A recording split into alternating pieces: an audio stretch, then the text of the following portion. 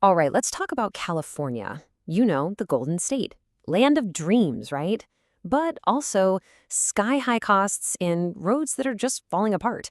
Well, a really interesting opinion piece from the Shasta Beacon says these things are all connected. And the root cause? It might surprise you. They argue it's the state's own constitution, that it's fundamentally broken. So let's dig into that argument. So, the author really kicks things off by framing California as this huge paradox. You've got the dream, and then you've got the reality on the ground for a lot of folks.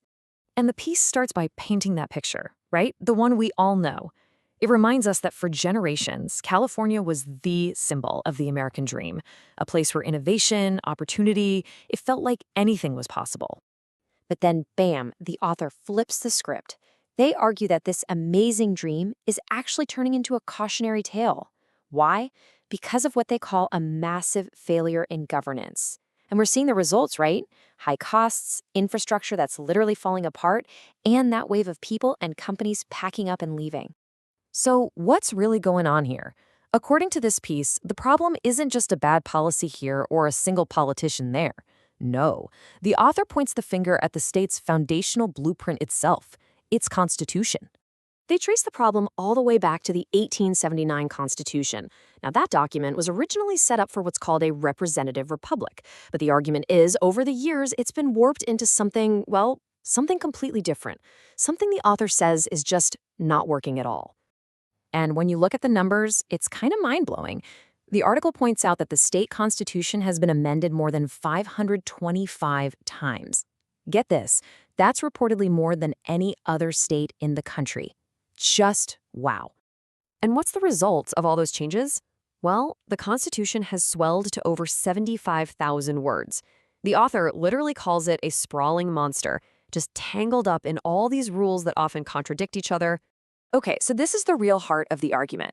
The piece says California has dangerously blurred the lines. It's moved away from being a representative republic, where we elect people to go debate and make thoughtful decisions, and it's become more of a direct democracy, where the state is run by these constant voter edicts from ballot initiatives. The author claims this has left the government just trying to manage a list of commands instead of actually, governing. So what does all this mean in the real world? Well, this isn't just some academic debate. The article lays out some really serious, damaging consequences, calling it a ballot box trap. Just look at this timeline. You can see how different voter-approved props have basically tied the legislature's hands. Back in '78, Prop 13 slashed property taxes, which was a huge source of money for local governments. Then, in '88, Prop 98 comes along and locks in about 40% of the entire budget just for education. See the problem? The author's point is that voters, with totally good intentions, are creating these conflicting mandates that make it legally impossible for the government to fix things. And a more recent example the author uses is Prop 22. A staggering $200 million were spent on that one campaign. This leads the author to call it not true democracy, but plutocracy in populist clothing. Basically, a system where huge amounts of money can directly write the laws. And, this isn't just some fringe opinion. The article makes a point of quoting the state's former Chief Justice, Ronald George, who called the system outright dysfunctional way back in 2009. Okay, so if the problem is that big, what's the solution? The author basically says tinkering around the edges won't work. So the piece presents two, let's just say, very bold solutions. All right, here are the two paths they lay out.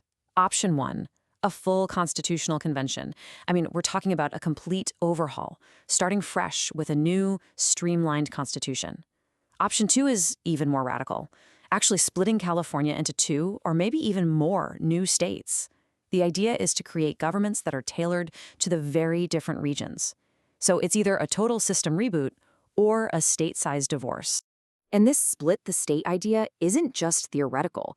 The article points to a real-world example, the new California state movement. It's described as a grassroots conservative push to carve a new state out of the more rural and inland counties, basically separating them from the coastal cities. It's a movement that's really fueled by a deep frustration, a feeling of being ignored by the folks in Sacramento. But when you really get down to it, the author's argument goes deeper than just budgets or borders. It's about a fundamental question. What's the right way to govern? The piece actually connects this all the way back to the founding of the country, pointing to James Madison and the Federalist Papers. He warned about the dangers of a pure democracy, where temporary majorities could just run roughshod over everyone else.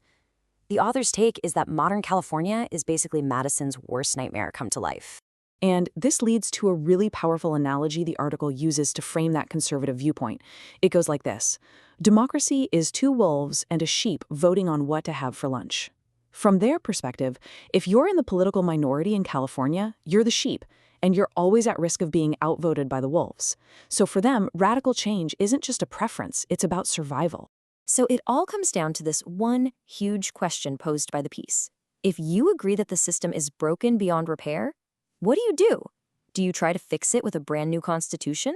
Or do you take the even bigger step and just divide the state? How do you fix a broken system? Now, everything we've talked about here was based on an opinion piece from the Shasta Beacon. If you want to read their full argument and really get into the details, you can find it over at shastabeacon.com. Thanks so much for tuning in.